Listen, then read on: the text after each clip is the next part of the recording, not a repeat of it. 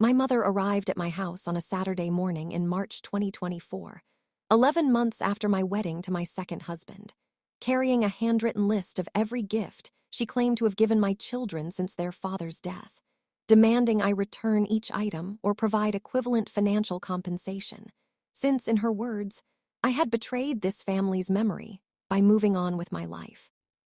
I sat across from her at my own kitchen table, reading through that list carefully, before pulling out a folder I had, fortunately, maintained for entirely unrelated tax and insurance purposes. A folder that would ultimately reveal exactly how little of what she was claiming credit for had actually come from her at all. My first husband, and the family my mother believed she was protecting.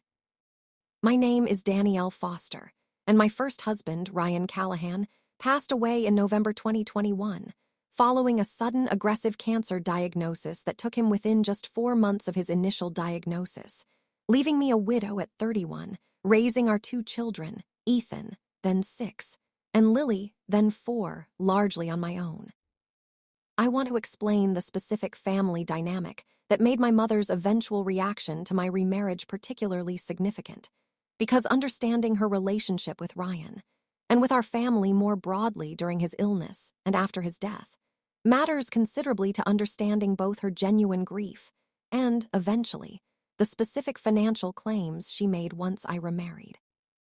My mother, Patricia, had grown genuinely close to Ryan across the 8 years of our marriage before his death, a closeness that had developed particularly during his illness, when Patricia had provided substantial, meaningful support across those difficult 4 months, helping with childcare, meals, and the countless practical demands of managing a household, while my husband underwent aggressive treatment that ultimately proved unsuccessful. Following Ryan's death, Patricia had remained a significant, supportive presence in my life and my children's lives, and I want to be genuinely fair in acknowledging the real value of that support across the following 2 years: regular help with childcare, emotional support, through a genuinely devastating period of grief. And yes, various gifts for Ethan and Lily across birthdays, holidays, and ordinary occasions throughout that period. Meeting Marcus, and my mother's initial reaction. I met my second husband, Marcus Wu, in early 2023, through a grief support group I had begun attending roughly a year after Ryan's death, a group specifically for young widows and widowers navigating loss alongside raising children. Marcus, himself a widower, had lost his own wife to a car accident 3 years earlier, raising his own daughter, Chloe, now 9, largely on his own throughout that period. Our relationship developed gradually over the following year, built on a foundation of shared understanding regarding grief, single parenthood, and the particular challenge of eventually finding space for new love alongside genuine, ongoing grief for a previous spouse. I want to be honest that my mother's initial reaction to my relationship with Marcus, once I introduced them roughly 8 months after we began dating, carried an unmistakable undercurrent of discomfort, even as she offered, at the time, generally polite, if somewhat reserved, acknowledgement of the relationship. "I just want you to take things slowly," she told me during one conversation in late 2023, as Marcus and I discussed the possibility of eventually marrying.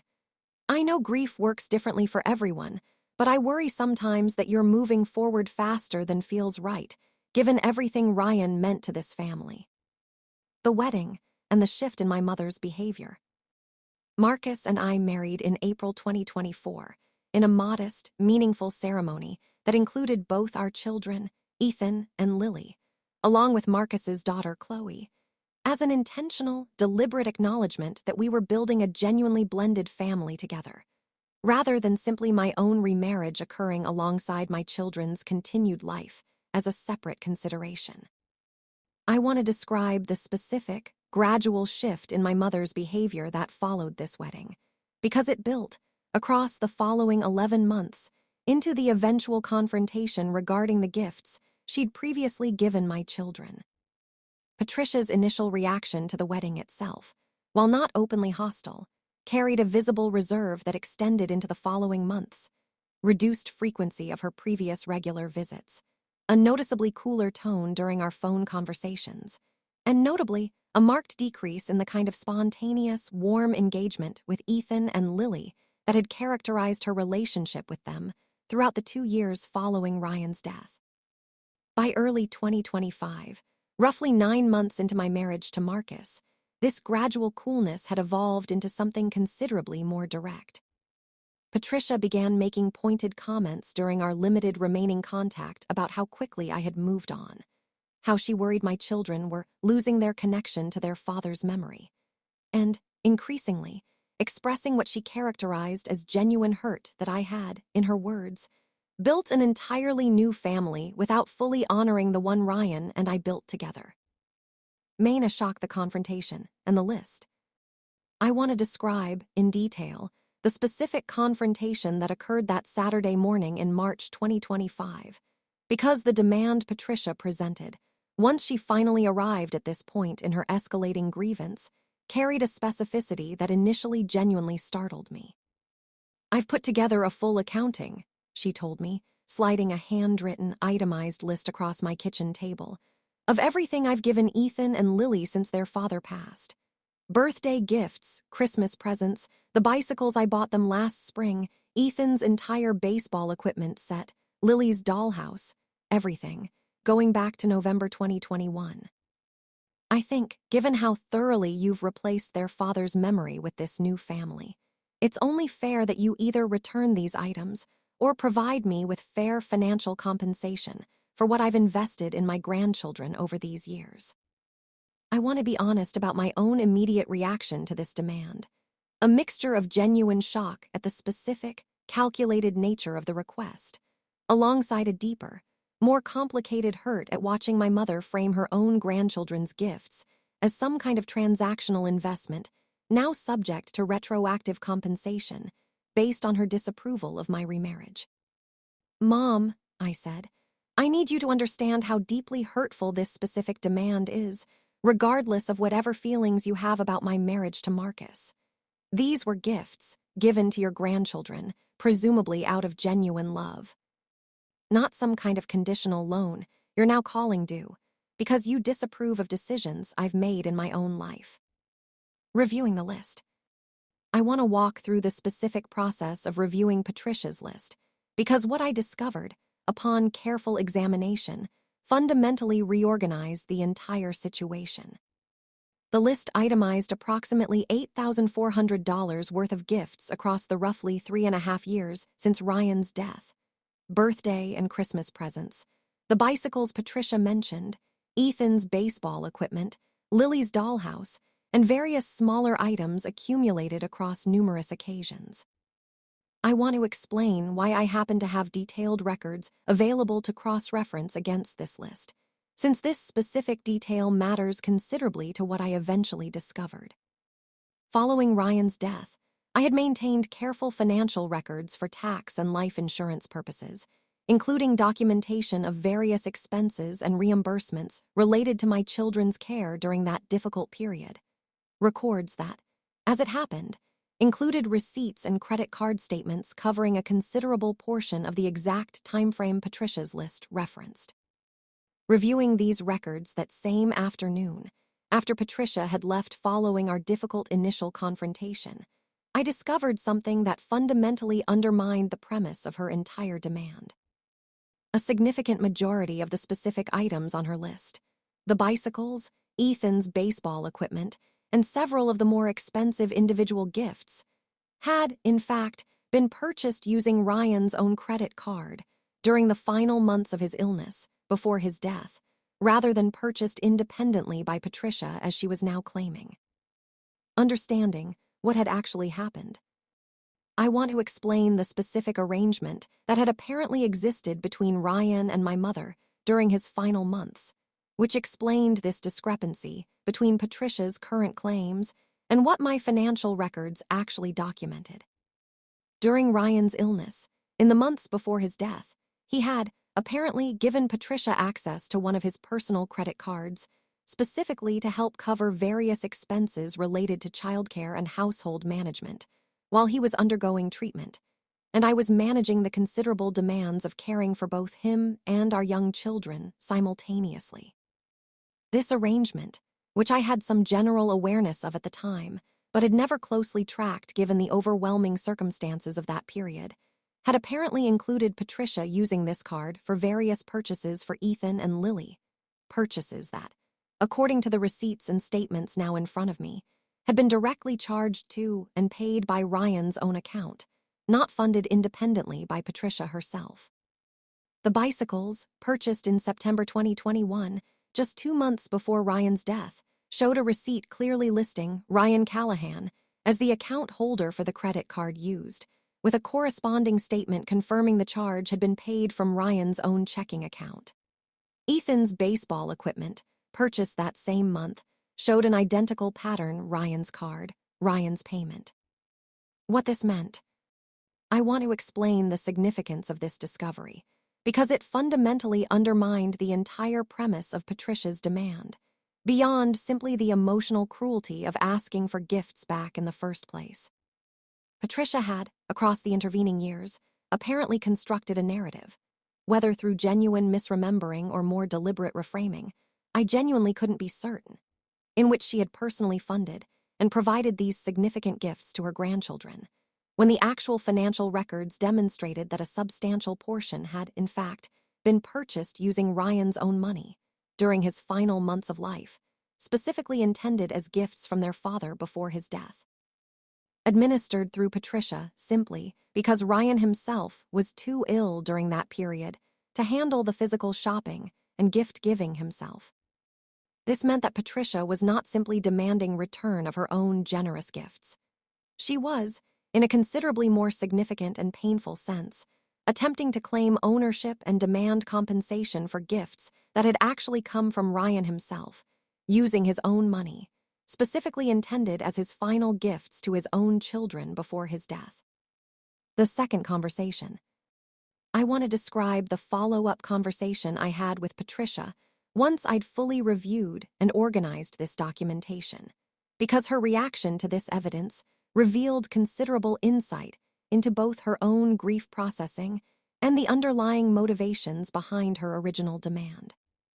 I called Patricia the following week, having organized the relevant receipts and statements clearly, and asked her to come discuss the situation again, wanting to address this directly rather than simply dismissing her demand without providing the actual documentation that undermined it. "Mom," I said once she'd arrived, "I need to show you something before we go any further with this conversation." I laid out the receipts and statements clearly, the bicycles, the baseball equipment, several other significant items from her list, each one showing Ryan's name, Ryan's account, Ryan's payment. Patricia's reaction, upon seeing this documentation, moved through a visible, difficult sequence: initial confusion, followed by what appeared to be genuine, dawning recognition, followed, eventually, by tears that carried a complicated mixture of embarrassment and what I came to understand as a deeper, more significant grief that had apparently been driving this entire situation. "I think," she said, once she'd composed herself enough to speak, "I've spent years telling myself a version of this story that made me feel like I was still actively giving something significant to Ethan and Lily, still actively present in a meaningful way in their lives after Ryan died. When the truth is, during those final months, I was mostly just running errands for a dying man who wanted to make sure his children had some final gifts from him before he was gone. I think I've slowly, without ever fully realizing I was doing it, rewritten that story into one where I was the generous provider, rather than simply the person Ryan trusted to handle the physical logistics of purchases he was too sick to manage himself. The deeper grief beneath the demand. I want to explore, with appropriate care, the deeper emotional context that Patricia gradually revealed across this conversation, because understanding it added considerable complexity to what had initially appeared as a simply cruel, transactional demand. "I think," Patricia continued, "watching you remarry, watching Ethan and Lily build a genuine relationship with Marcus and his daughter, has made me feel like my own role in their lives. The role I built so carefully across those first 2 years after Ryan died is becoming less central, less necessary. I think some part of me constructed this narrative about the gifts, about how much I'd personally given and sacrificed, because I needed some concrete, tangible way to feel like my contribution to their lives mattered as much as I desperately wanted it to matter. Especially now that you're building this new family that doesn't center around Ryan's memory, or around me, the way our family did during those difficult years right after he died. I want to be honest about my own complicated reaction to this admission, genuine compassion, for the real grief and fear of displacement clearly underlying Patricia's behavior. Alongside continued, genuine hurt regarding both the specific demand itself and the broader pattern of coolness and implied judgment she directed toward my marriage to Marcus across the preceding 11 months. "Mom," I said, "I understand now that this wasn't really about the specific gifts at all. But I need you to understand something clearly. Marcus and Chloe joining our family doesn't erase Ryan's place in Ethan and Lily's lives, and it doesn't erase your place either, unless you make choices, like this demand, that actually damage that relationship yourself. I've never once asked you to step back from being their grandmother. But I need you to stop treating my remarriage as some kind of betrayal requiring retroactive punishment, financial or otherwise. Rebuilding the relationship. I want to detail the specific, gradual process of rebuilding my relationship with Patricia that followed this difficult but ultimately clarifying conversation, since it required considerable ongoing work rather than resolving immediately through this single exchange. Patricia began, in the following months, working with a grief counselor specifically to address what she came to recognize as her own unprocessed, complicated grief regarding Ryan's death. Not simply grief for her son-in-law, but a more complex grief regarding her own evolving role within our family structure, as that family continued changing and growing in ways she hadn't fully anticipated or prepared herself for emotionally. I made my own deliberate effort, across these same months, to more actively include Patricia in our blended family's ongoing life. Regular, dedicated time with Ethan and Lily separate from the broader family gatherings that now included Marcus and Chloe, ensuring she understood, through consistent action rather than simply reassuring words, that her role in her grandchildren's lives remained genuinely secure and valued. Marcus, notably, played a genuinely thoughtful role in this rebuilding process as well, making a point of actively including Patricia in various family occasions and communicating directly with her, in his own words, not to replace Ryan's memory, but to build something alongside it that includes everyone who genuinely loves these kids. A different kind of family gathering. I want to describe a specific, meaningful moment from later that year that reflected the genuine progress this rebuilding process eventually achieved. Patricia joined our extended family for Ethan's 7th birthday celebration that following September, an event that included both my side of the family and Marcus's, alongside Chloe's own extended family members who had themselves become part of our broader blended family circle. I want to describe a specific, quietly significant moment from that celebration.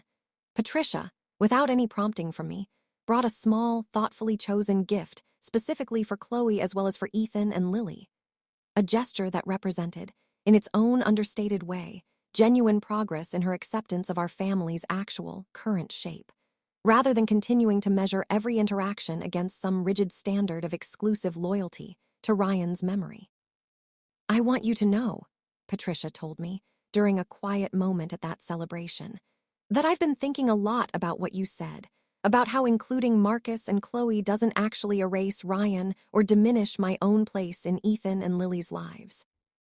I think I finally understand that more fully now, watching all of us together today, than I did during all those months I spent constructing that list and convincing myself I was somehow protecting something important by holding onto old grievances." Epilogue. It has been just over a year since that Saturday morning, when Patricia first arrived with her handwritten list of gifts, demanding either their return or financial compensation, and my family's dynamic has shifted considerably from that difficult, painful confrontation toward something genuinely more honest, and ultimately more secure than existed even before this specific crisis occurred. Patricia remains an active, genuinely loving grandmother to Ethan and Lily, and has, notably, built her own developing relationship with Chloe as well. Understanding, more fully now, that her role within our family doesn't require exclusive claim or rigid boundaries to remain genuinely meaningful and secure. I think often about the specific detail that ultimately reframed this entire difficult situation. Receipts bearing my late husband's name rather than my mother's. Quiet evidence that many of the very gifts Patricia had come to believe represented her own generous sacrifice had, in fact, originated from Ryan himself, in his final months, wanting to ensure his children had tangible reminders of his love even after he was gone. I've come to understand, through this entire difficult experience, that grief sometimes manifests in genuinely unexpected, complicated ways. Not always through obvious sadness, but sometimes through a desperate, if ultimately misguided, need to claim credit and permanence for one's own role in a family that continues, necessarily and healthily, to grow and change even after profound loss. Patricia's demand for those gifts back was never really about the bicycles or the baseball equipment. It was about a grandmother's genuine fear of becoming less essential to the grandchildren she loved. A fear that, once finally named and understood clearly, we were able to address considerably more effectively than any amount of financial compensation for childhood gifts ever could have resolved on its own.